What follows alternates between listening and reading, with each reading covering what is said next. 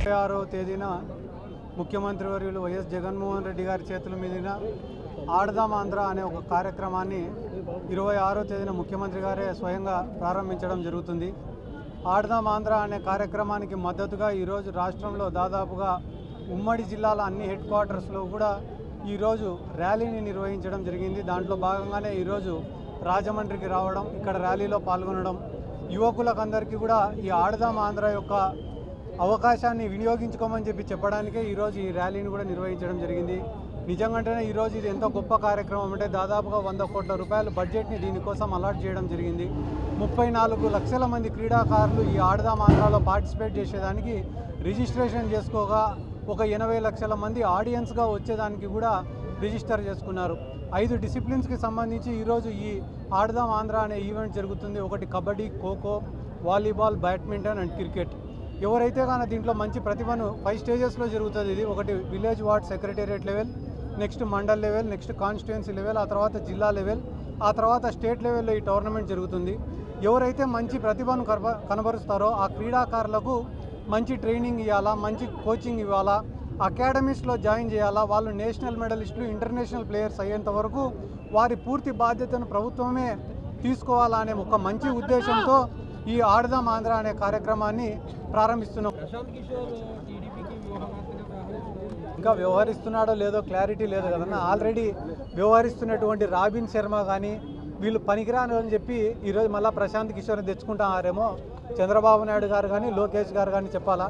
ఓవరాల్గా తెలుసుకోవాల్సిన విషయం ఏమరా అంటే, ప్రశాంత్ కిషోర్ ఏదైనా సహాయపడాలన్నా, రాబిన్ శర్మ ఏదైనా సహాయపడాలన్నా ముందు చంద్రబాబు నాయుడులో కానీ లోకేష్లో కానీ పవన్ కళ్యాణ్లో కానీ ఏమన్నా విషయం ఉంటే వాళ్ళు వచ్చి ఏమన్నా సాయం చేయగలుగుతారు. వీళ్ళ వల్ల చేత కానప్పుడు, వీళ్ళకి ఆ శక్తి సామర్థ్యం లేనప్పుడు, వీళ్ళని ప్రజలు విశ్వసించినప్పుడు ప్రశాంత్ కిషోర్ కాదు కదా, అంతకన్నా పెద్దోళ్ళు వచ్చినా కూడా ఏం చేయలేరని చెప్పి సందర్భంగా తెలియదు.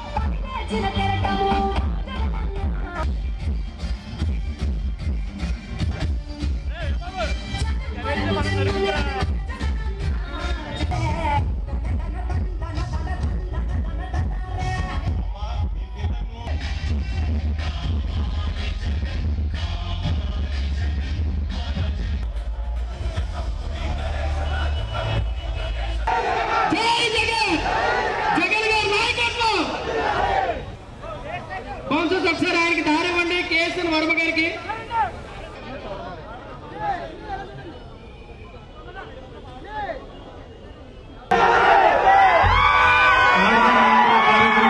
హృదయపూర్వక నమస్కారాలు తెలియజేసుకుంటున్నాను. ఈరోజు ఈ కార్యక్రమానికి ముఖ్య అతిథిగా విచ్చేసినటువంటి డిస్ట్రిక్ట్ ప్రెసిడెంట్స్కి, ఇక్కడ ఉన్నటువంటి యువతకి అందరికీ నా హృదయపూర్వక నమస్కారాలు తెలియజేసుకుంటున్నాను. ఈ రోజున చూడండి, మనందరూ సాంప్రదాయ క్రీడలను వదిలేశాం. తెలుగుదేశం పార్టీ